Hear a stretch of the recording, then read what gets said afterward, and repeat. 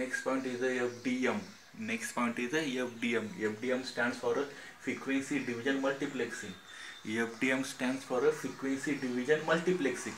आता frequency division multiplexing काय असतं की आता म्हणजे थोडक्यात काय याचा कन्सेप्ट काय आहे की स्पेसमध्ये काय असणार आहे, सॅटेलाइट असणार आहे. सॅटेलाइट काय असणार आहे, सॅटेलाइट. त्या सॅटेलाइट बरोबर आपल्याला काय करायचं, कम्युनिकेशन करायचं. ते करण्यासाठी आपल्याला काय लागणार आहे, नंबर ऑफ स्टेशन्स लागणार, नंबर ऑफ चॅनल्स लागणार आहे. ते नंबर ऑफ स्टेशन्स म्हणजे त्याला काय बोलतात, चॅनल बोलतात. म्हणजेच त्याला काय बोलतात, स्लॉट बोलतात. हे चॅनल, हे स्लॉट्स म्हणजे त्याला काय म्हणतात, ट्रान्समीटर आणि रिसिव्हर. हे कुठं असणार आहे, अर्थवर असणार आहे. बरोबर. म्हणजे number of transmitter, number of receiver. Number of transmitter काय करणार आहे, फ्रिक्वेन्सी पास करणार आहे कोणाला, सॅटेलाइटला. सॅटेलाइट काय करणार आहे, फ्रिक्वेन्सी आपल्याला परत काय करणार, रिप्लाय देणार ना. बरोबर. ती फ्रिक्वेन्सी कॅच कोण करणार आहे, रिसिव्हर कॅच करणार आहे. असे number of channels regarding transmitter, number of channels regarding receivers हे कुठं असतात, प्रेझेंट अर्थवर असतात. जेव्हा number of transmitter frequency pass करतात, फॉरवर्ड करतात सॅटेलाइटला, आणि सॅटेलाइट त्याच्यावर प्रोसेस करून आपल्याला फ्रिक्वेन्सीचा रिप्लाय देतो. आणि रिसिव्हर ते रिसिव्हर ती फ्रिक्वेन्सी काय करतो, ॲक्सेस करतो, कॅच करतो. त्या प्रोसिजरला, त्या प्रोसेसला काय बोलतात, FDM बोलतात. म्हणजेच काय, फ्रिक्वेन्सी डिव्हिजन मल्टिप्लेक्सिंग बोलतात. म्हणजे सॅटेलाइट बरोबर कम्युनिकेशन करण्यासाठी आपण ट्रान्समीटर आणि रिसिव्हरचा यूज करतो. ट्रान्समीटर आणि रिसिव्हरचा काय करतो, यूज करतो सॅटेलाइटला फ्रिक्वेन्सी देण्यासाठी. आणि सॅटेलाइट जी फ्रिक्वेन्सी आपण देतो परत, ती फ्रिक्वेन्सी रिसिव्हर कॅच करतो, ॲक्सेस करतो. त्या प्रोसिजरला, त्या प्रोसेसला काय बोलतात, FDM बोलतात, फ्रिक्वेन्सी डिव्हिजन मल्टिप्लेक्सिंग बोलतात. आता नीट लक्ष द्या. The satellite bandwidth in different frequency bands varies between 0.5 GHz to 3 GHz.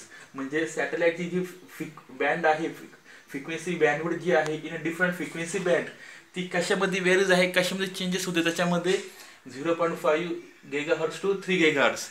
म्हणजे satellite bandwidth in different frequency bands varies between 0.5 GHz to 3 GHz. म्हणजे जी बँडविड्थ आहे, ती बँडविड्थ ही डिफरंट फ्रिक्वेन्सी बँडमध्ये असते. ती व्हॅरीज होते. व्हॅरीज म्हणजे काय, चेंजेस होते, बदलत असते. ती फ्रिक्वेन्सी बँड काय होते, चेंजेस बदलत असते.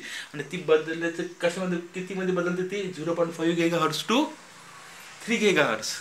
पुढचा वर्ड बघून घ्या. On earth there is a several channels, slots, stations for transmitter and receivers unique frequency simultaneously at a time. that situation oblique process is called as FDM. म्हणजे अर्थवर काय असणार आहे, number of channels, number of slots, number of stations असणार आहे. म्हणजेच त्यांना काय बोलतात, ट्रान्समीटर बोलतात. आणि दुसऱ्या बाजूला काय असणार आहे, ते सेम चॅनल, स्लॉट आणि स्टेशन असणार आहे. त्या दुसऱ्या बाजूला जे असतं ना चॅनल्स, त्याला काय बोलतात, रिसिव्हर बोलतात. Okay. For transmitter and receive the unique frequency. म्हणजे ट्रान्समीटर आणि रिसिव्ह काय करतं, फ्रिक्वेन्सी पास, ट्रान्समीटर फ्रिक्वेन्सी पासचं काम करतो, रिसिव्हर फ्रिक्वेन्सी कॅचचं काम करतो, रिसिव्हर फ्रिक्वेन्सी ॲक्सेप्टचं काम करतो. ठीक आहे. Simultaneously at a time that situation process is called as a FDM.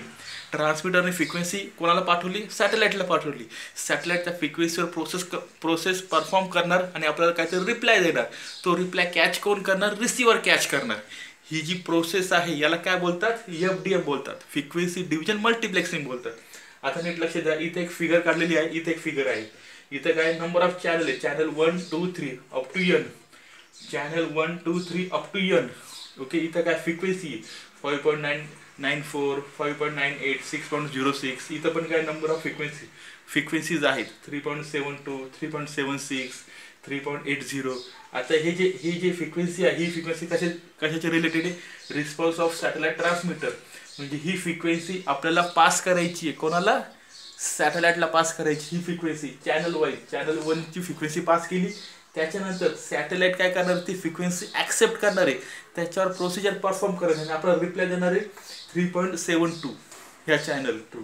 ह्या चॅनललाच काय बोलतात, स्टेशन बोलतात, किंवा स्लॉट बोलतात, किंवा ट्रान्समीटर या. ठीक आहे. आणि हा जो आहे ना, हा इकडचा चॅनलला काय बोलतात, चॅनल बोलतात, स्लॉट बोलतात, किंवा रिसिव्हर बोलतात. हे जे आहे ना, हे नंबर ऑफ चॅनल काय करणार आहे, फ्रिक्वेन्सी पास करणार आहे सॅटेलाइटला.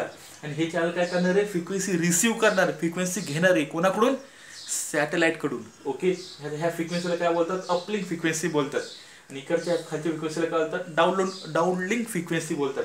जेव्हा हा चॅनल फ्रिक्वेन्सी पास करणार आहे, त्या मोमेंटला, त्या सिच्युएशनला हा चॅनल काय करणार, फ्रिक्वेन्सी रिसिव्ह करणार आहे. म्हणजे चॅनल टू चॅनल काय असतं, काय असतं, म्युच्युअल अंडरस्टँडिंग असतं, कम्युनिकेशन असतं. हा ट्रान्समीटर पहिला, हा रिसिव्हर पहिला, हा चॅनल दुसरा, हा रिसिव्हर दुसरा, असं.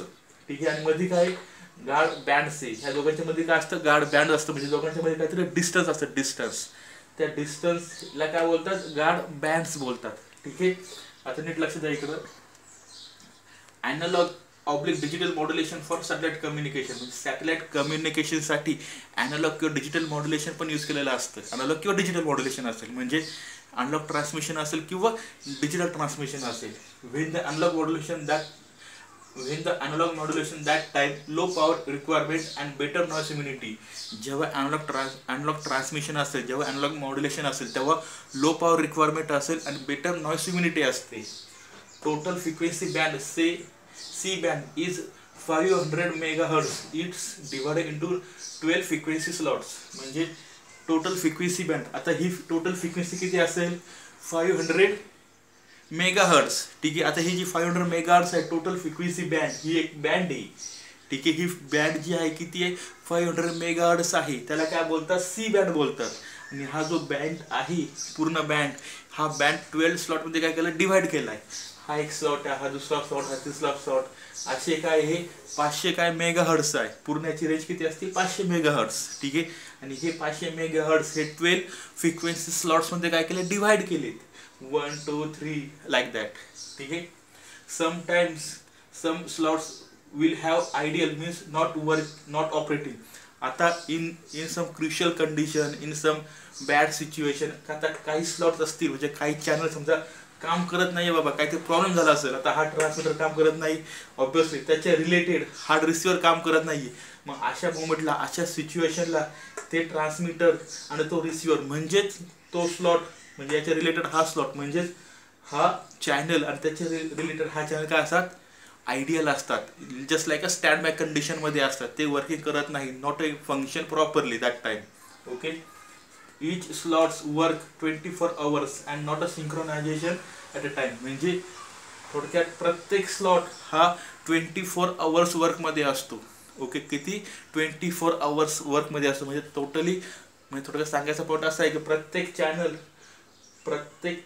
प्रत्येक ट्रान्समीटर, म्हणजेच प्रत्येक रिसिव्हर हा 24 तास कामामध्ये असतो. फक्त ते एकाच वेळेस काम करत नाही. जेव्हा ह्या चॅनलचं काम चालू असेल त्यावेळेस ह्या चॅनलचं काम चालू असणार. म्हणजे हा ट्रान्समीटरचं काम चालू असेल, त्याच्या रिलेटेड हा रिसिव्हरचं काम चालू असेल. करेक्ट. हा चॅनलचं काम चालू असेल त्यावेळेस ह्या चॅनलचं काम चालू असणार. म्हणजे ह्या स्लॉटचं काम चालू असेल त्यावेळेस हा स्लॉटचं काम चालू असेल. म्हणजे ज्या ट्रान्समीटरचं काम चालू असेल त्याच रिसिव्हरचं काम चालू असेल. बाकीचे ट्रान्समीटर, बाकीचे रिसिव्हर हे वेटिंग सिच्युएशनमध्ये असतात, वेटिंग कंडिशनमध्ये असतात. Is that clear all of you?